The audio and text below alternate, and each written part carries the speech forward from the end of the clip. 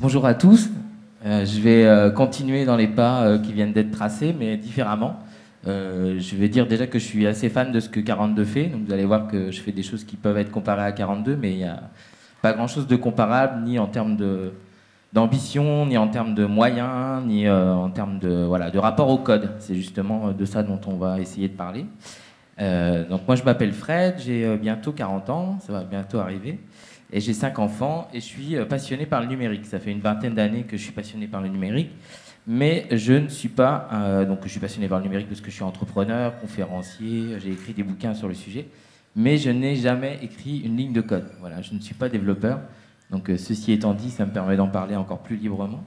Donc, et pourtant, j'ai monté une école de code dont on va parler qui s'appelle Simplon.co. Donc, comment on fait pour monter une école de code quand on ne code pas eh ben, on ne le fait pas pour forcément former des développeurs, mais on le fait parce qu'on est passionné par quelque chose qui est très fort dans le numérique, Kwame a dit un petit peu, et sur lequel je le rejoins complètement, c'est que l'Internet a un pouvoir égalisateur, en fait. C'est quelque chose qui redistribue les cartes, les rapports de force, et qui peut permettre à des destins individuels et à des mouvements collectifs de s'exprimer différemment, sans intermédiaire. Et c'est ça qui est très intéressant et moi qui m'a toujours passionné. Et cette espèce de pouvoir de l'Internet, moi je l'ai toujours essayé de le ramener ou de le donner ou de le transmettre à des gens qui en avaient besoin. Et je pensais notamment plutôt à des gens qui ont envie de changer le monde, avec des ONG, des associations, des gens qui sont dans l'économie sociale et solidaire. Et aussi aux activistes. Et donc j'ai beaucoup travaillé dans ces questions-là, toujours sans écrire une ligne de code. Et donc, moi aussi, je fais partie du plan informatique pour tous de 84-85. Donc, j'ai pas eu le Goupil, mais j'ai eu le TO7 Super 70 avec le crayon optique.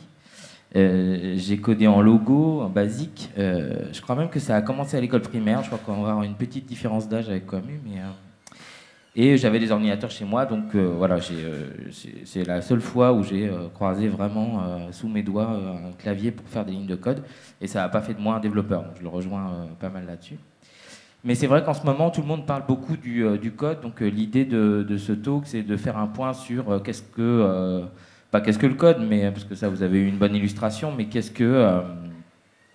pourquoi est-ce qu'on en parle à l'école, au primaire, au collège et on n'en parle pas du tout de la même façon qu'on en parlait il y a 30 ans pour le plan informatique pour tous. Parce que là, on en parle et ce qu'il y a dans les cartons et ce qu'a dit un petit peu Kwame, c'est que on en parle comme une matière, donc au même titre que les maths, la physique ou une langue. Hein. Il n'y a pas que les langues, en fait, c'est très comparé. Il l'a dit aussi comme une science ou comme une langue étrangère. Donc ce sera un mix des deux.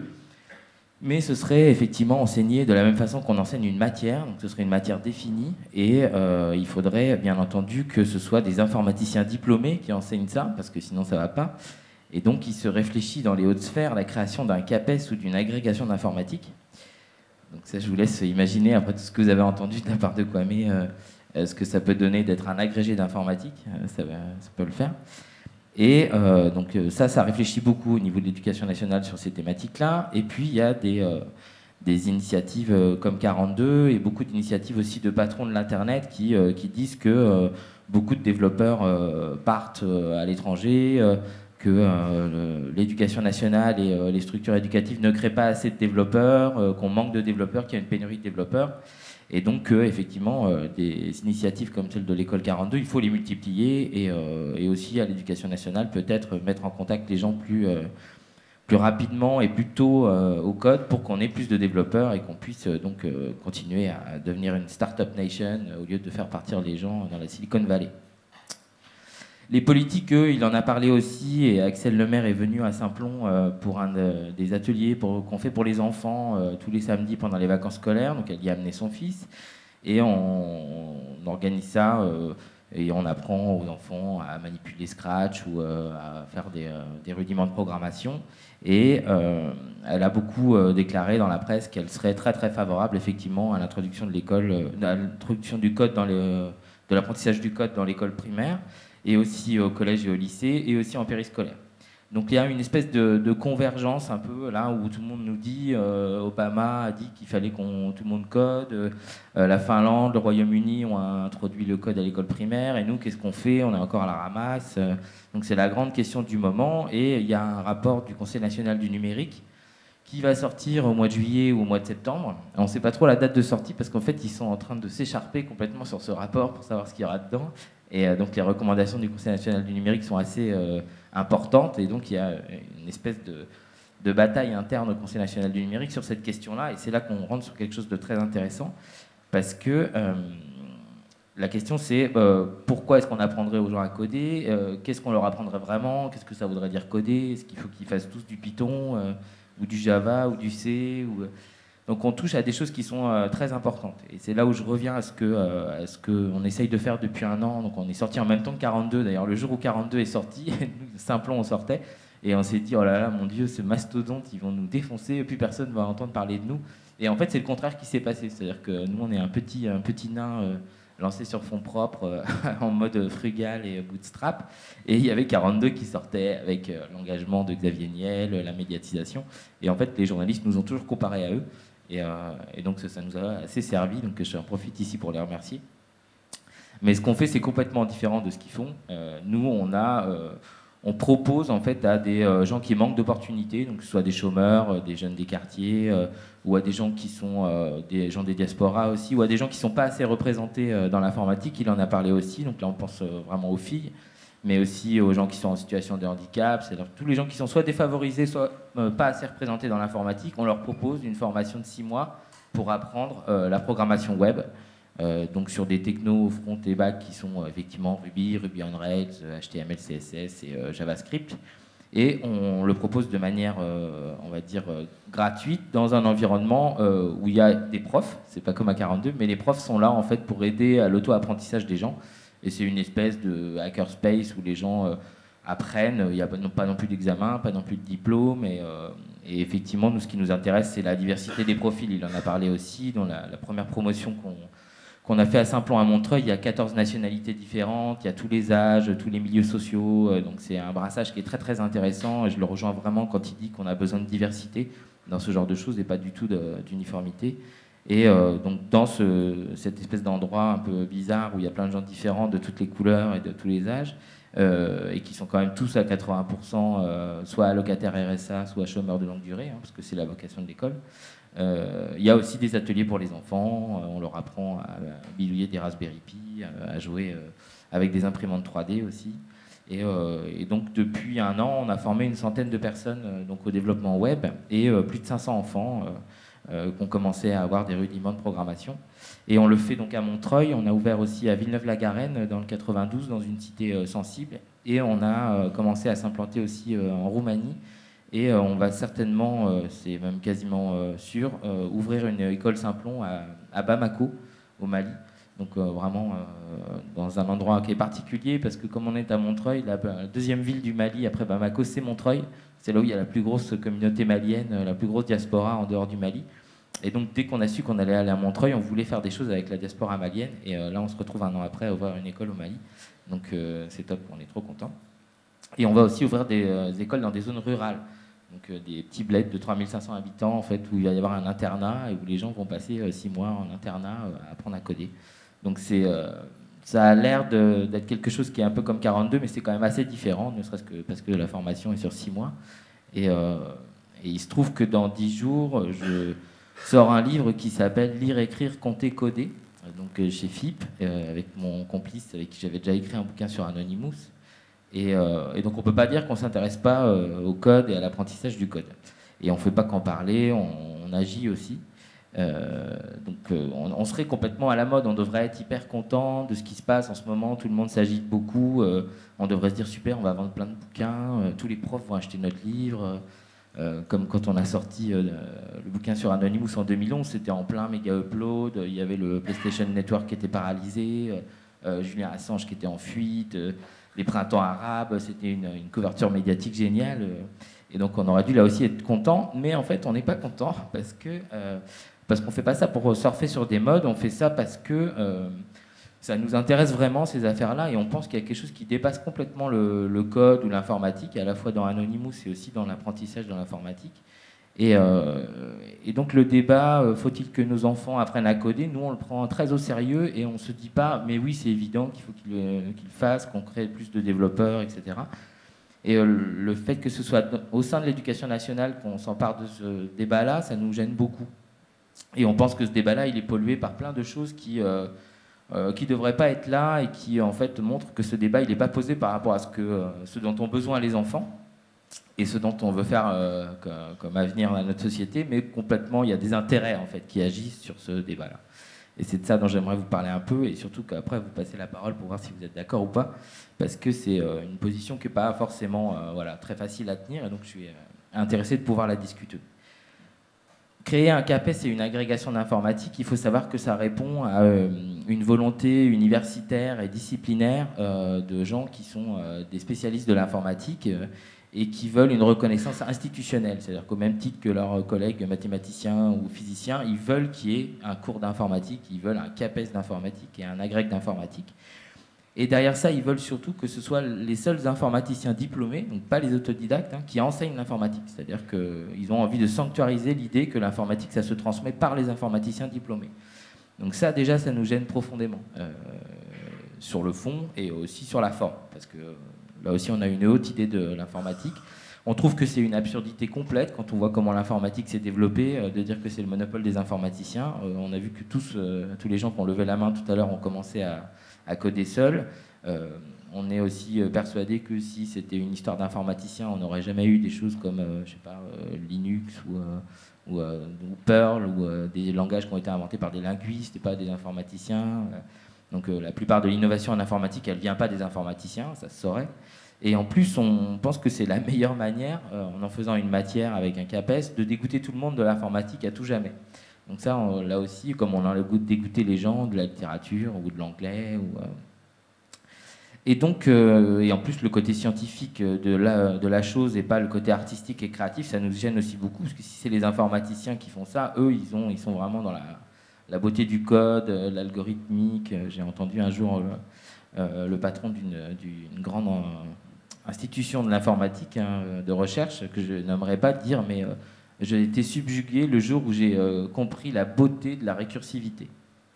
Et donc, bon, vous regarderez ce que c'est que la récursivité. Moi, j'ai été obligé de regarder et que j'ai vu, c'était pas forcément très beau, j'ai pas bien compris, donc je me suis dit, qu'est-ce que c'est que cette récursivité? Donc, pour nous, l'informatique, c'est pas une science, et donc on est vraiment gêné par le fait que les universitaires pèsent beaucoup sur le débat en ce moment. Et il y a un autre courant en fait, qui pèse beaucoup, c'est le courant des industriels et donc des gens qui ont besoin des développeurs pour développer des startups. Et donc eux, c'est un groupe de pression assez puissant qui dit il faut que vous nous délivriez des experts en big data, des algorithmiciens, des gens spécialistes de la sécurité, il faut qu'ils apprennent ça à l'école. Et on en a besoin pour combattre les Américains, développer nos startups, devenir une startup nation. Et donc il y a un côté presque patriotique où il faudrait qu'on ne soit pas distancé par les Américains et donc qu'on rajoute du computational thinking dans l'école et le plus tôt possible. Donc les industriels, ce n'est pas la première fois qu'ils font pression pour que les systèmes éducatifs changent, mais là on trouve que voilà, ça se voit un peu et le problème c'est que si... Ça converge avec le besoin de reconnaissance institutionnelle des gens qui sont des informaticiens diplômés. Donc il y a une espèce de convergence de vue des deux. Et donc ça nous semble un petit peu dangereux. Donc qu'est-ce qu'on fait de tout ça? Parce que comme nous on fait quand même de l'apprentissage de la programmation, il n'y a aucun diplômé d'informatique qui enseigne chez nous et on ne délivre pas de diplôme.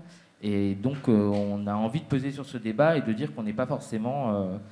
d'accord avec ce qui va se passer. Donc là aussi, je le livre pour qu'on puisse en parler, mais on pense que l'informatique et la programmation, c'est pas seulement un problème de devenir développeur ou de pas devenir développeur, comme elle disait, c'est une question effectivement d'alphabétisation, de compréhension, de rapport critique à la technologie. Donc il y a une citation américaine qui s'est souvent sortie dans ces débats-là qui dit il faut programmer ou être programmé.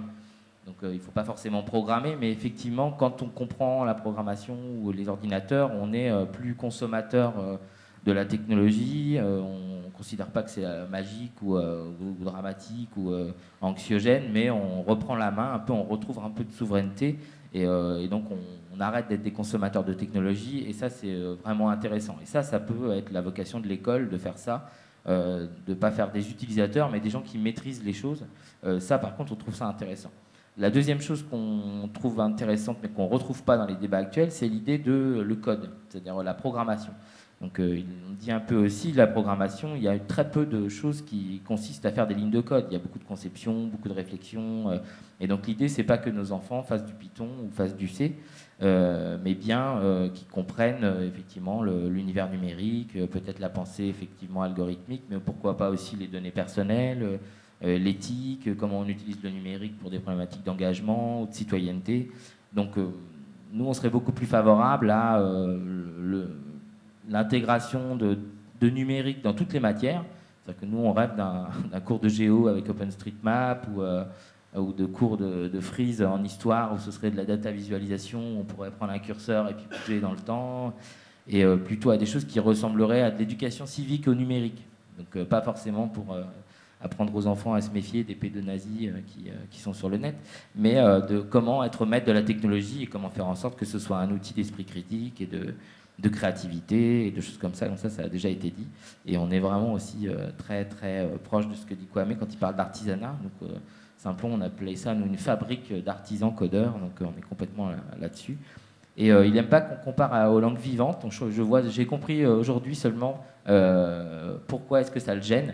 Donc c'est parce que il voudrait pas que ça s'enseigne comme une langue vivante et qu'effectivement il dit il y a peu de mots. Donc il est sur le fond de ce que c'est qu'une langue et il considère que la programmation, c'est pas une langue, mais on peut comparer ça à la musique ou aux arts plastiques. Et effectivement, on n'enseigne pas la musique et les arts plastiques aux enfants pour qu'ils deviennent Picasso ou Beethoven, quoi. On n'est pas, donc ça peut se comparer à ça, et on aimerait bien que l'informatique, ce soit quelque chose aussi qui soit approché comme ça, quoi. Et par contre, là où je défendrais la comparaison avec la langue, c'est que la meilleure façon de... Enfin, je ne sais pas comment vous avez appris à parler anglais, si vous parlez anglais, mais la meilleure façon d'apprendre une langue, c'est quand même d'aller dans le pays et d'être baigné en immersion pendant 2 semaines, 3 semaines ou tout un été. L'informatique et le code, c'est aussi un peu la même chose. Donc il y a un côté immersif qui est comparable aux langues et qui là aussi nous fait croire que de saupoudrer 2-3 heures par-ci par-là pendant un cursus, où on appellerait ça l'informatique, c'est pas du tout comme ça qu'on va acculturer les gens à ce que c'est que la programmation. Mais ce qui nous sépare fondamentalement de la démarche qui se fait, et ce qui peut aussi faire pas forcément beaucoup de différence avec 42, parce qu'il a fini là-dessus, c'est que comprendre le monde numérique dans lequel on vit, c'est un facteur d'inclusion sociale. C'est un facteur d'émancipation, de récupération de pouvoir d'agir, ou peu importe la couleur que vous avez, le niveau de diplôme que vous avez. Il n'y a que dans les métiers comme ça qu'on ne s'intéresse pas du tout à ce que vous avez fait, enfin si à ce que vous avez fait, mais à ce que vous avez comme diplôme. Il n'y a que dans des métiers comme ça où on va se fiche de votre diplôme, de la couleur de votre peau, de votre origine, du fait que vous ayez un piercing ou des cheveux dressés sur la tête verts. Et ça, moi, j'aimerais que ce soit l'avenir des jobs, en fait, qu'on demande aux gens plus de montrer ce qu'ils sont capables de faire et qui ils sont, plutôt que les diplômes qu'ils ont. Et là aussi, dans la réforme qui arrive, on ne sent pas du tout ça, quoi. Et si l'informatique devient une matière à l'école, on va retrouver exactement le même genre de fracture qui va augmenter les inégalités entre les gens qui ont des ordinateurs, des papas développeurs et des mamans codeuses ou qui bossent dans le secteur high-tech, et puis les autres qui, chez eux, n'ont pas du tout le même genre de choses. Ce n'est pas avec quelques heures par semaine qu'on va faire. Donc nous, on est vraiment pour, et Simplon s'inscrit vraiment là-dedans, le fait qu'on multiplie les endroits où on peut apprendre à coder et où on peut s'acculturer au numérique et pas seulement au code.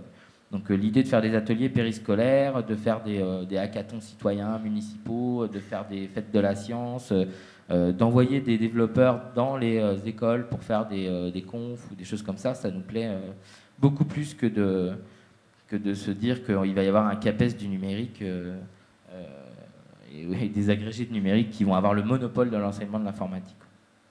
Et il y a autre chose que j'avais envie de partager avec vous, c'est que la pédagogie qu'on a à Simplon, elle est pas révolutionnaire, hein, comme celle de 42, elle est nouvelle, mais elle ressort des choses qui sont assez anciennes et assez puissantes. C'est que, effectivement, nous aussi, 80% du temps est passé à faire des choses, des applis, des défis, des choses comme ça. Donc ça, le faire, il est vraiment très important. Je ne pense pas que l'éducation nationale soit dans l'état d'esprit de faire des cours d'informatique où les gens vont faire des choses, parce que je pense que ça exigerait des matériels, des problématiques qui sont un peu gênantes. Et là où on rejoint aussi beaucoup 42, c'est que la base de l'apprentissage pour nous, c'est le fait de pouvoir transmettre. C'est-à-dire que ce qu'il a dit sur la transmission, je suis d'accord et en même temps je ne suis pas d'accord. C'est-à-dire qu'on pense que la manière de valider l'acquisition d'une compétence, c'est d'être capable de l'enseigner ou de la transmettre à quelqu'un d'autre. Et donc, on a adopté une pédagogie hyper horizontale où, en fait, les gens qui sont en apprentissage chez nous, en fait, donnent des formations à des gens qui sont un peu moins, encore plus débutants qu'eux. Donc, par exemple, les ateliers qu'on fait pour les enfants, les animateurs qui font ces ateliers sont les gens qui sont en formation, dans la formation longue de Simplon. Et très récemment, on a eu donc des décrocheurs de quartiers populaires, des gens de toutes les origines, en fait, qui donnaient des cours de code à des étudiants d'HEC. Et forcément, ils étaient plus avancés qu'eux. Et en même temps, le fait de transmettre, en fait, déjà, c'était valorisant. Et en plus, ça validait l'acquisition de leurs compétences. Et ça, je trouve ça très intéressant, parce que de travailler en pair ou en groupe, c'est très, très intéressant, très puissant en termes de pédagogie. Et là aussi, je ne pense pas que l'introduction de l'informatique à l'école primaire prend le chemin pédagogique de ça, quoi. Et donc, on est vraiment assez inquiet pour ces histoires-là. Et donc, on arrive au fond du fond, qui est de... Le code, pour nous, c'est un prétexte à ce que les gens retrouvent la confiance, du pouvoir. En 6 mois, on ne fait pas des gens qui ont fait l'épithèque ou 42 en 5 ans. On n'est pas des magiciens, et c'est même pas ça l'objectif. En 6 mois, on ne fait pas non plus des gens qui vont créer le prochain Facebook et finir au Nasdaq. Et moi, j'ai aucun problème à dire que la plupart des gens qui passent par Simplon, en fait, ne seront peut-être pas développeurs. C'est même pas forcément ça qu'ils feront comme métier. Mais ce qu'on fait avec le code et avec la programmation, c'est qu'on redonne du pouvoir d'agir, on redonne une envie de continuer à apprendre. Il y en a qui vont continuer à changer de langage, à trouver d'autres personnes. Il y en a qui ont repris confiance en eux, qui ont appris à travailler avec d'autres gens. Il y en a qui seront des bons geeks dans des organisations, des PME, des associations, mais qui ne seront pas forcément développeurs. Et de la même manière que mon croisement avec le logo et le basique en 84, ça n'a pas fait de moi un développeur, je pense qu'on a exactement la même vocation. Et je le dis d'autant plus facilement qu'il y a des gens qui font exactement la même chose, mais avec d'autres choses. Donc il y a Thierry Marx qui le fait avec la cuisine, il y a Besson qui a pu le faire avec le cinéma, il y a des gens qui le font depuis des dizaines d'années avec le sport, avec la boxe, il y a l'Académie Thiozo, il y a plein de choses. Donc les gens se servent d'une compétence ou d'une qualification ou d'un art pour déclencher des effets de levier, changer des destins, redonner des confiances. Et donc il y a, à côté de choses comme 42, où là il y a vraiment la volonté de faire des développeurs qui pensent comme des développeurs et qui vont être des gens hyper forts. On a pas mal de gens qui font 42 et qui viennent quand même beaucoup à Simplon. Et à Simplon, on fait des choses avec 42 chez eux. Donc il n'y a aucune opposition, mais on voit bien que ce n'est pas la même chose. Et en même temps, ce qui est hyper riche, c'est justement que ce ne soit pas la même chose et qu'on ait des gens de chez nous qui se frottent à des gens de 42 et le contraire aussi, quoi. Donc la chose sur laquelle j'ai envie de lancer un peu les questions, c'est de dire que l'informatique et la programmation, c'est des choses qui sont très très puissantes. Et parce que c'est puissant, que c'est des instruments de citoyenneté, de récupération de pouvoir d'agir, il ne faut absolument pas les laisser aux informaticiens, ni aux entrepreneurs du numérique, et encore moins à l'éducation nationale, quoi. C'est très important que ce ne soit pas approprié et privatisé, même dans le cadre de l'éducation nationale. Et donc, à la question, faut-il apprendre à coder à l'école à nos enfants, je ne sais pas encore quelle réponse j'ai, mais en tout cas, j'espère que le petit échange qu'on a eu là vous donnera peut-être une manière différente de l'approcher, ou pas. Voilà. Merci de votre attention.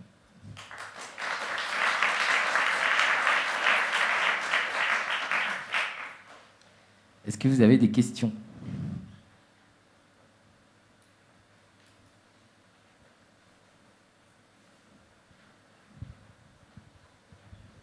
Bonjour. Bonjour. Tout d'abord, bravo. Je trouve ce que vous faites extraordinaire. Il se trouve que j'ai un ami qui travaille pour vous, donc voilà. J'ai découvert Simplon la semaine dernière. Ah oui, c'est qui ? C'est pas grave, on en je suis un peu ému parce que son nom m'échappe et j'ai une mémoire des noms qui est terrible. Moi, j'ai passé la quarantaine, donc voilà, ça y est. Quelle chance. J'avais une question. Alors moi, je suis informaticien. Diplômé, vous voulez dire ? Je suis informaticien surdiplômé, en fait. Et pourtant, je trouve ce que vous faites et votre discours et votre approche fondamentale. Mais il y a un truc qui me gêne. Et dans ce que enfin, pas tellement dans ce que vous avez dit, mais il y a une toile de fond qui m'embête. Excusez-moi, hein, je suis un peu long. Jusque dans Java, généralement, c'est un langage assez verbeux. C'est le fond d'anti-intellectualisme que je perçois dans certaines approches. Alors, j'ai pas dit que c'est ce que vous avez dit, bien sûr. Mais, le savoir théorique, c'est un peu mal. Enfin, c'est un peu c'est pas terrible. On veut faire que pratiquer. Thierry Marx, il n'a pas appris la cuisine en 3 jours et juste en se baladant à la télé. Et Thierry Marx, il a suivi des cours. Donc il y a ce fond d'anti-intellectualisme qui me gêne beaucoup. Et je ne sais pas comment marier en fait quelque chose qui, moi, me tient beaucoup à cœur, qui est la connaissance. Et ce que vous disiez du directeur de l'INRIA tout à l'heure. Tu m'as grillé. Ouais, c'était facile. Il a raison, en fait. Moi, ce qui me gêne, c'est que tout le monde ne voit pas ça. Et je me demande, et je ne sais pas, je n'ai pas la réponse, mais est-ce que vous avez des idées pour que tout le monde voit la beauté de la récursion, en fait, plutôt que de dire « Ah non, non, la science, c'est pas terrible ». Je crois qu'il y a une statistique intéressante. Hein, j'ai entendu dire que 30 à 40% des Américains pensaient que je sais quoi, c'est sûr, que la science, c'était quelque chose qui n'était pas important. Et moi, je pense que c'est quelque chose de trop important pour les scientifiques, mais que c'est quelque chose qu'il faut transmettre. Donc voilà. Je ne sais pas si c'est une question, mais... Si, c'est même un bon coin dans un trou, et vous avez raison de le faire, et c'est la deuxième fois qu'on m'interpelle sur ce thème-là, et que ça me fait le même effet, c'est-à-dire que je me dis, il a raison, il ne faut jamais oublier ça, et je suis à chaque fois gêné de voir que le discours qu'on a, en fait, produit cet effet-là, parce que je comprends en plus qu'ils le produisent.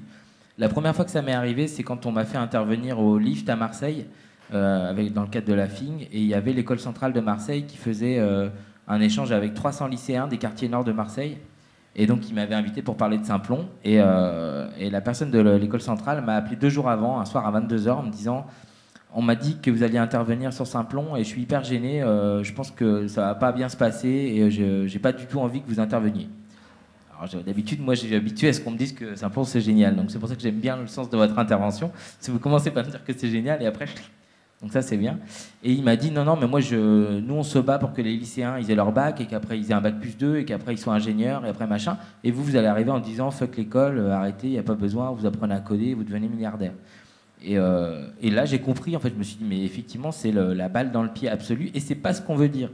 Ce qu'on veut dire fondamentalement, c'est que la science, elle est là, que tout le monde ne peut pas, je pense, accueillir intellectuellement ou pas, ou alors il faudrait y passer beaucoup de temps, la beauté de la récursion, mais que la diversité des formats est hyper intéressante, et que le tour que ça prend là, c'est justement qu'il n'y ait pas de diversité, et qu'on reste sur une approche scientifique, institutionnelle, d'une matière informatique, et que ça gommerait tout le reste. Alors là où je vous rejoins, c'est qu'il ne faut pas que le contraire soit vrai aussi, et qu'on disqualifie l'approche scientifique et tout ce qu'il y a de bien dans la théorie, dans les concepts, et aussi dans le fait qu'une science, elle est citoyenne, et qu'on peut faire de l'éducation populaire à la récursion et à la récursivité. Mais ça, c'est vrai que comme on est peut-être moins scientifique que vous aussi, c'est pas cette approche qu'on a, parce qu'on n'est pas câblé comme ça. Mais on essaye de travailler avec des gens comme les petits débrouillards, ou avec des gens qui sont des informaticiens, voilà, qui peuvent avoir envie de transmettre ça pour le faire de plus en plus. C'est vraiment notre volonté. Mais c'est vrai que quand on voit la manière dont le débat est posé, on se dit que voilà, derrière la science, il y a surtout un truc qui s'impose, en fait, et pas un truc d'ouverture comme vous l'avez dit, quoi. Donc vous ne m'aviez pas posé de questions, je ne vous ai pas fait de réponse, quoi.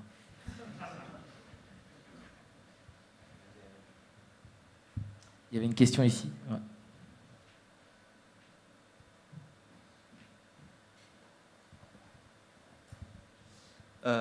Moi, je suis un peu votre histoire depuis le début. J'ai même participé à la campagne Ulule parce que je soutiens à fond votre Génial, initiative. merci beaucoup. Moi, j'aimerais bien savoir, en fait, il y a plusieurs promos qui sont passés entre vos mains. Vous avez un peu de recul. Qu'est-ce qu'ils sont devenus? Qu'est-ce qu'ils font maintenant, les gens? Très bonne question.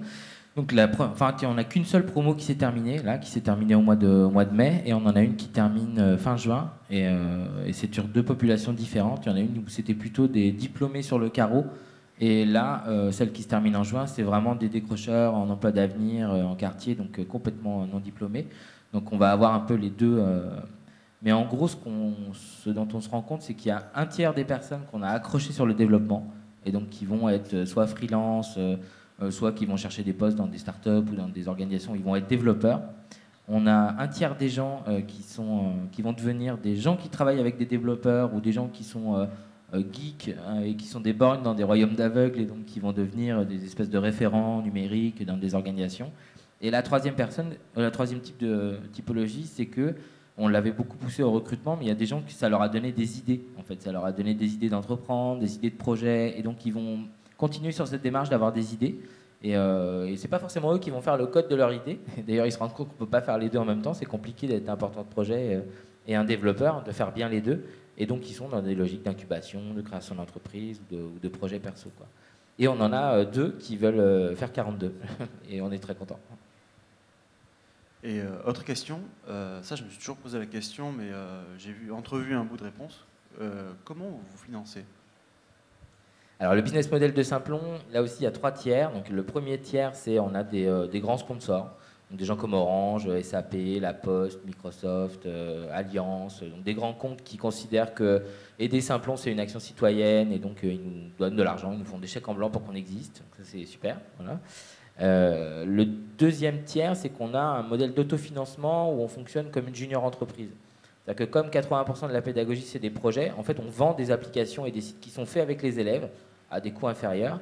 Et dès qu'il y a de l'argent qui rentre, on fait moitié-moitié. On fait moitié pour les élèves et moitié pour Simplon. Et le troisième tiers, qui n'arrive que maintenant, alors que tout le monde a cru au départ qu'on était subventionné par la mairie de Montreuil et tout ça, c'est donc l'argent public, donc les subventions et des crédits aussi de revitalisation, l'argent de Pôle emploi, les OPCA, les trucs comme ça. Donc ça nous plaît bien si on peut garder cette proportion-là, parce que comme ça, on n'est pas les instruments de nos partenaires corporate, on n'est pas une web agency qui fait un peu comme un ESAT ou qui fait travailler des gens genre pauvres ou avec des couleurs bizarres pour pouvoir faire des trucs moins chers. Et on n'est pas non plus un truc subventionné, porté à bout de bras par une organisation qui peut nous couper les vivres d'un seul coup, quoi. Donc on va essayer de rester un peu comme ça, quoi. Et on a d'autres idées de business model, c'est qu'on va essayer en septembre de proposer le fait de faire Simplon à distance.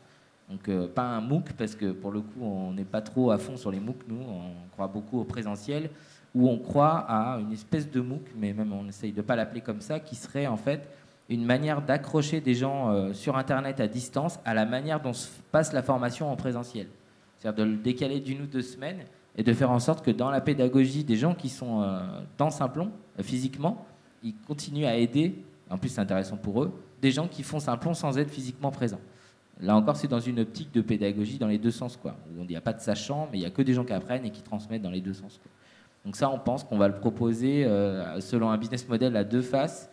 Soit on va faire le contraire d'un MOOC, c'est-à-dire qu'on va dire plus vous finissez le MOOC, moins c'est cher. On trouve ça assez malin. Et la deuxième chose, c'est qu'on va faire genre donnez ce que vous voulez. Et a priori, on compte sur la bonne volonté des gens pour voilà, que ça nous aide à nous financer, quoi. Ce sera une forme de crowdfunding, mais avec un vrai service. Et oui, et pour ce que j'avais fait comme présentation à Marseille, justement, suite à l'interpellation du mec de l'école centrale, c'est que le lendemain, j'avais présenté les 10 personnalités qui sont les plus connues dans le numérique, donc Zuckerberg, Bill Gates, tout ça, machin. Et en fait, il n'y avait qu'un seul décrocheur qui n'était pas diplômé et surdiplômé, c'était Steve Jobs. Et en fait, tous les autres, ils avaient fait des écoles, soit d'informatique, soit des grandes écoles. Et donc, pour leur montrer justement qu'il fallait faire des études. Il n'y en avait qu'un seul. D'autres questions ?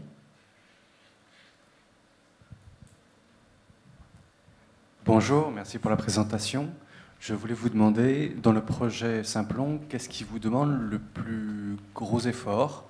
Est-ce que c'est les aspects de gestion de personnes, les sous, expliquer le projet, ou simplement faire tourner le planning de l'école, quoi ? Qu'est-ce qui vous demande le plus d'efforts pour faire tourner Simplon ? Bah là, la réponse, elle est facile, c'est que si on devait refaire Simplon, on ferait le contraire de ce qu'on a fait. C'est-à-dire que là, en fait, on a... l'histoire de Simplon, c'est... Moi, je donne des cours au CELSA, et c'est 2 étudiants à moi qui sont venus me voir à la fin d'un cours en disant « On a une idée, est-ce que tu veux pas la faire avec nous ?» Et je leur ai dit « Ouais, vas-y, chiche. » Et après, c'est là que les problèmes ont commencé parce qu'en fait, on a trouvé le local, donc on paye un loyer. On a commencé à recruter les gens. On a une promo, la première promo, elle est géniale. C'était vraiment des gens, un casting parfait de diversité, de profil et tout ça. Et après, on a commencé à donner les cours. Et après, on s'est dit, merde, en fait, il faut qu'on trouve un business model parce qu'il va falloir payer le loyer. Et puis, il y a des gens qui, au-delà de l'école gratuite, en fait, voulaient aussi de l'argent pour pas décrocher. Et donc, on distribue aussi des bourses. Et on s'est dit, comment on va faire ça? Et donc, on a fait le truc complètement à l'envers.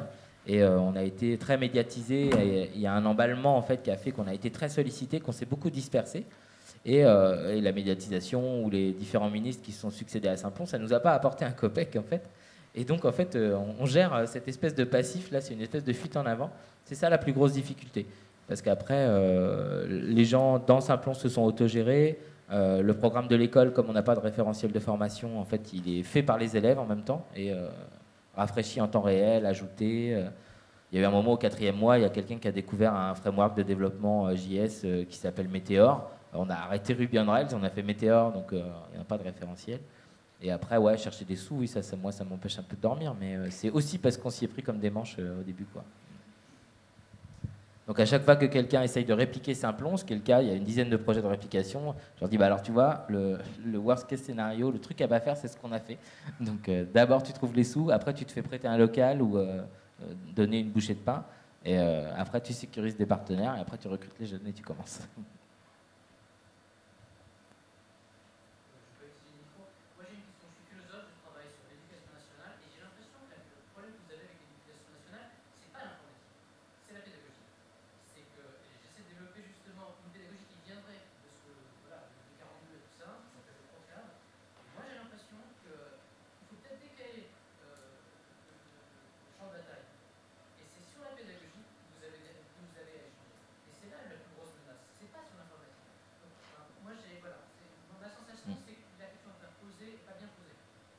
Je suis d'accord, je l'ai dit un petit peu qu'on avait un problème aussi de pédagogie. Et je vais aller, si vous êtes philosophe, je vais aller un peu plus loin. C'est que ce qu'on fait, ce que 42 fait et ce qu'on fait, en fait, ça a déjà été théorisé, écrit 1000 fois. Et moi, il y a 2 bouquins qui ont changé ma vie sur le plan pédagogique. Le premier, c'est Le Maître et l'Ignorant de Jacques Rancière, qui raconte l'histoire de Jacques Otto, donc, qui est quelqu'un qu'on a envoyé donner des cours de français en Hollande. Et il est arrivé, donc les Hollandais, ils ne parlaient pas français, et lui, il ne parlait pas hollandais. Donc il s'est retrouvé un peu dans la merde et il avait qu'un seul livre bilingue, en fait c'était le Télémac je crois. Et donc il est parti d'un livre bilingue pour apprendre le hollandais et en même temps lui leur apprendre le français. Donc là il y avait et il a théorisé ça en fait, cette logique d'apprentissage réciproque où il n'y a pas de sachant qui distribue. Et le deuxième c'est Illich avec La Société sans école. Et là je crois beaucoup que l'école a déjà perdu de toute façon le monopole de l'enseignement et de la transmission. Mais que là, sur l'informatique, on est en train de remettre de l'institutionnel, du sachant et du Jules Ferry, alors qu'il nous faudrait du Jacques Otto et du Illich, quoi. Donc, ouais, la pédagogie, c'est hyper important. On est beaucoup plus dans les histoires de pédagogie et d'insertion et tout ça que dans le code, hein. La vérité, c'est que moi, je suis pas développeur et qu'on n'est pas forcément des grosses brutes de développement chez Simplon, quoi. D'autres questions? Je ne sais pas si on est dans le timing ou pas. Content. Mais on est vraiment fan de 42. Hein. Ce qu'ils font, c'est incroyable. Par contre, c'est dur. C'est marche ou crève. Hein. On est plus dans l'accompagnement, on est plus genre en mode bisounours, quoi. Donc eux, ils ont la piscine. Et comme ça nous faisait rire de nous comparer, tout le monde nous comparait à eux, on a fait une pré-rentrée aussi à Simplon qui s'appelait la prairie. Et donc la prairie, c'était les petits moutons qui paissent et qui mangent de l'herbe et tout ça. Et eux, c'était la piscine. Bon, on t'envoie dans l'eau et on t'apprend à nager par là. Donc on va refaire une prairie cet été. Donc ceux qui ne sont pas branchés par la piscine, peut-être que vous pouvez faire la prairie, hein, je ne sais pas. Et on s'intéresse à des nouveaux types de publics. Donc on va essayer de faire des choses dans le milieu carcéral avec les détenus. On va essayer de travailler avec les Roms et les migrants sans papier. Ça nous intéresse beaucoup aussi. Et on va essayer aussi c'est là où on voit qu'on n'est pas accroché au code, que le code c'est un moyen. On va essayer de faire d'autres métiers aussi. Donc voilà, ça peut se faire avec de la cuisine. On va pas forcément, ça restera numérique, mais pas forcément que développeur, quoi. Ça peut être aussi. Et on a une filière où on a détecté qu'il y avait énormément de jeunes qui pouvaient le faire et énormément de besoins dans les entreprises. C'est ce qu'on l'a pompeusement après appelé référent digital. Mais en gros, notre nom de code à nous en interne, c'est mouton à 5 pattes ou couteau suisse, quoi. Donc c'est des gens qui sont capables d'un peu tout faire à partir du moment où c'est numérique. Et ça, c'est toutes les organisations rêvent de ce genre de personnes. C'est la personne qui est capable d'installer un téléphone sur IP, de shooter un email, de mettre à jour un blog, enfin voilà, de setuper un matériel. Et ça n'a pas de prix, quoi. Donc, et il y a des jeunes qui sont faits pour faire ça. Parce qu'ils sont des merdes, ils ont envie, c'est valorisant. Monsieur Simplon. Ben là aussi, le storytelling est assez facile, parce que c'est la vérité, et ça vous dit aussi beaucoup de choses de ce que les gens qui ont eu cette idée-là, en fait, ont eu cette idée. C'est deux autodidactes boursiers du CELSA, et donc un roumain et un qui est d'origine kabyle. Et donc au CELSA, comme c'est une école qui dépend de la Sorbonne, ils payaient 7 € l'année. Donc c'est cool. Mais ils étaient vraiment à l'arrache, ils n'avaient pas de thunes, et ils vivaient dans le quartier du métro Saint-Plon à Paris, qui est dans le 18e arrondissement. Et c'est un quartier qui est assez pauvre, assez mixte, assez populaire. Et donc, quand ils avaient l'idée de Saint-Plon, en fait, pour déconner, ils disaient ouais, mais Silicon Sentier, c'est les Bourges blancs qui ont fait des écoles de commerce et qui veulent faire des startups. Nous, c'est Silicon Saint-Plon. Et en fait, c'est resté le nom de code. Et le jour où il a fallu déposer les statuts de la boîte, on s'est dit bon, on va faire un brainstorm, c'est quoi notre identité, etc. Et on s'est tous dit mais c'est Saint-Plon, notre identité, quoi. Il n'y a qu'après qu'on a découvert que c'était le nom de l'Orient Express parce qu'il passe par le col du Simplon dans les Alpes. Mais c'est arrivé bien après ça. C'est, je crois, des gens qui nous l'ont appris, quoi. Donc Silicon Simplon, c'était la contrepartie un peu racaille de Silicon Sentier, quoi.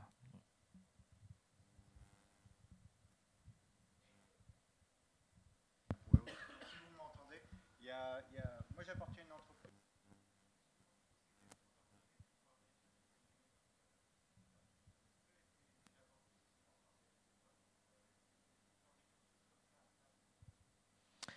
On a été abordé, on n'a pas su répondre, mais ça nous intéresse beaucoup.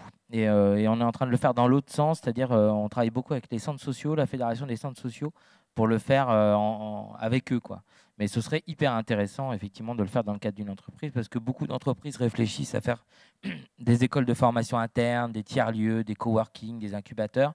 Et la plupart du temps, elles voient ça de manière un peu théorique, et au lieu de passer par des opérateurs qui ont déjà fait ça, elles payent souvent des consultants qui vont faire 3-4 visites dans des lieux comme nous, qui nous pompent la moitié de ce qu'on dit, mais qui ne savent pas comment le faire, quoi. Donc ouais, c'est avec plaisir. On a failli le faire avec Samsung, et Samsung l'a fait avec la Web Academy, qui est un truc super, qui existait bien avant Simplon, et qui est en fait une formation en alternance. Ils font 1 an la piscine de l'Épithèque et 1 an d'alternance. Et c'est que pour des jeunes des quartiers de moins de 25 ans, décrocheurs.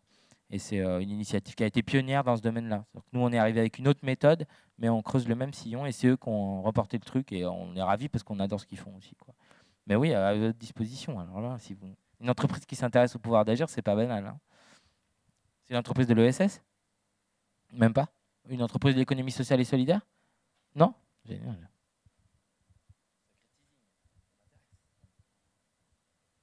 D'autres questions? Moi, j'en ai une. Qui ne croit pas qu'on peut faire un développeur web en 6 mois? Lève la main. Soyez honnête, hein. Bon, bah c'est tant. Ah, vous pouvez, c'est bien. Ah, sur la couche web, avec des frameworks comme Ruby on Rails, on peut faire des choses intéressantes. Après, ce sera jamais un vrai développeur, mais il faudra qu'il continue. Mais... Aux États-Unis, ils le font en 9 semaines. Ouais. Le Dev Bootcamp de San Francisco, qui a lancé tout le mouvement des bootcamps, c'est 9 semaines. Mais eux, c'est $12 000. Donc voilà. Et pour rebondir quand même sur une difficulté qu'on a eue sur votre question, monsieur, aussi, c'est que comme tous les trucs d'innovation sociale, c'est là aussi illisible. Et donc, on a essayé de présenter notre dossier à des fonds d'investissement. Ils nous ont dit c'est vachement bien ce que vous faites, mais on n'y comprend rien. Et pareil pour Pôle emploi, pareil pour les OPCA, pareil pour tout le monde, quoi. Donc, c'est vrai que ça, c'est difficile, en fait. Mais bon.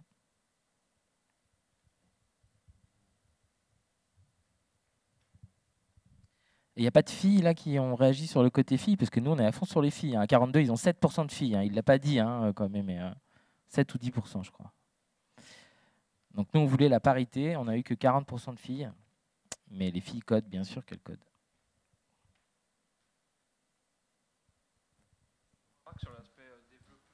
Une remarque sur l'aspect développeur en 6 mois. Moi, j'ai fait l'EPITA et quand je suis sorti de l'EPITA en 2004, je me suis retrouvé sur un projet où je connaissais pas la techno, je connaissais pas le langage. Et au final, en tant que développeur, on n'a jamais fini d'apprendre. Donc il faut voir Simplon surtout comme un pied à l'étrier. On peut se lancer, on peut trouver son premier job. Et puis après, on apprend en permanence. Moi, ça ne me choque pas dans cette optique-là parce que Epita, j'ai fait 5 ans du C, du C++, et jamais j'en ai fait en environnement professionnel. Donc voilà, c'est pas choquant pour moi. Non, c'est ce que disait Kwame aussi. Le côté, il en parlait pour le wagon, mais nous, on a switché de langage et là, on a aussi quelqu'un qui nous accompagne sur l'enseignement. Et donc maintenant, ils font du Haskell, ils font du Logo, du Go, l'objectif C. Ils switchent de langage en langage, en fait. Et ça, c'est vrai que c'est plus intéressant que de faire un truc mono. Peut-être que ça forme un peu plus à apprendre, quoi. Ouais. Mais effectivement, en 6 mois, on ne peut pas faire de tour de magie. Mais on fait des tours de magie personnels, en fait, de reprise de niaque, de confiance, et ça, c'est vraiment super. Et donc, tous ceux qui veulent monter un Simplon à Nantes, dans un quartier populaire, sont bienvenus. Il faut qu'on en discute s'il y a des élus dans la salle ou des gens. Partout où il y a des jeunes de chômage. On en avait rêvé, on avait dit on aura réussi quand on aura fait Simplon Bamako, Simplon Tulle, on avait dit, c'est pas gentil pour Tulle, et Simplon Florange. Parce qu'on a aussi un truc sur le côté réindustrialisation d'un site où genre, tous les ouvriers ils partent au chômage et en fait non, ils deviennent développeurs et après ils montent des boîtes et ils trouvent du boulot.